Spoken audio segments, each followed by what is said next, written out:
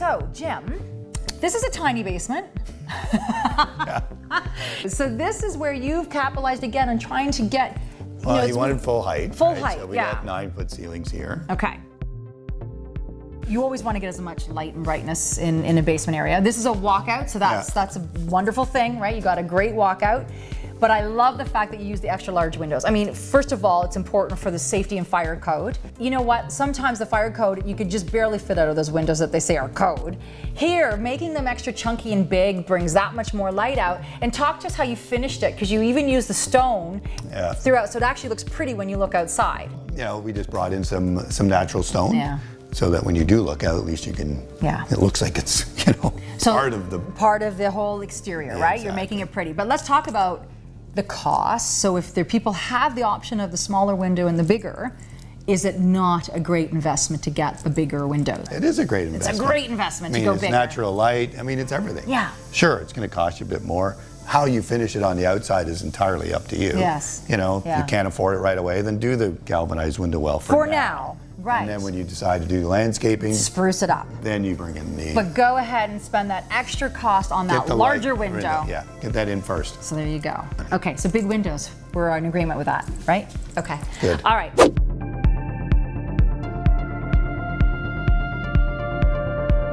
So I wanted to just, you know, show this as a tip. Okay. So this is a tongue and groove, right? All right. So it fits in. So can we put it the other way just so everybody can see it? There we go. So it fits together like this. Okay, so tongue and groove, yep. Now, wood, as we know, shrinks.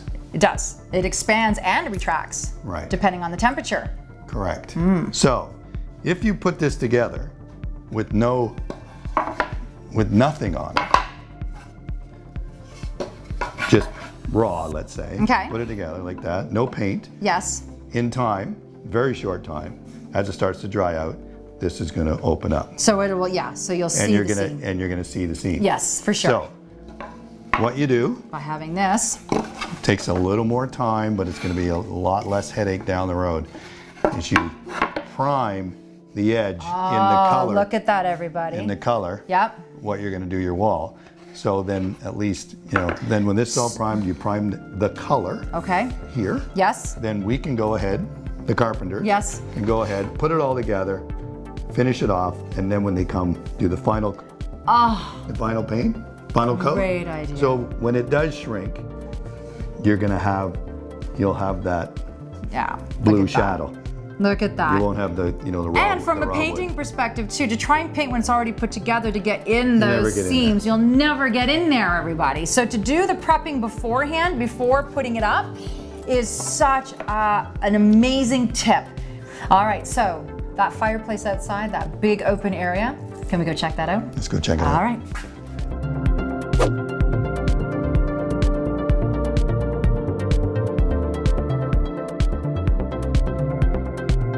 So this is where we have a great, most people say, well, Muskoka room is kind of the Muskoka thing to do. Outdoor. Muskoka room. But here we have a fireplace outside when you come out of the kitchen. Not too shabby, great idea. You can see it from the driveway, from the garage, in your golf cart. You can see it, you know, and have a view of the lake. But you told me there's even more happening here.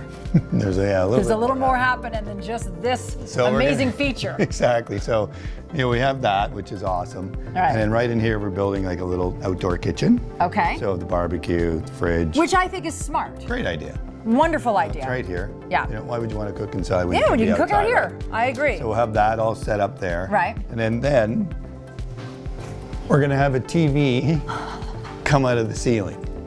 One thing I really do love and I appreciate, and I can hear it, is when somebody takes the natural outside surroundings and improves upon it. Right. So I can look over there and see a natural waterfall that is coming. They may have put a little bit of embellishment, but we're good with that. But it's just perfect because it's coming down the granite croppings, and listen to that. I could be out here, you can not only listen to the lake, but you can listen to a waterfall too. It's great. No, So listen to that sound. Unbelievable. So in terms of the difference, you know, when we're talking about building in the city and building up in cottage country, How much do you love the whole cottage country building experience?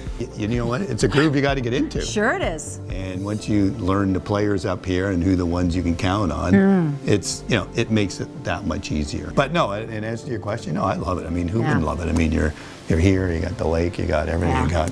Not a bad place to be, right? It's not a bad place to be. You gonna invite us back? Of course. That's a win. And I'll have, I'll have real stairs for you this time. Not painted red. No. All right, we'll see you soon. So, Port Sanville Marina, kind of the place to come to. Lots going on. I mean, people come here from far and wide just for the experience alone. So when they come here to Port Sanville Marina, what can they expect?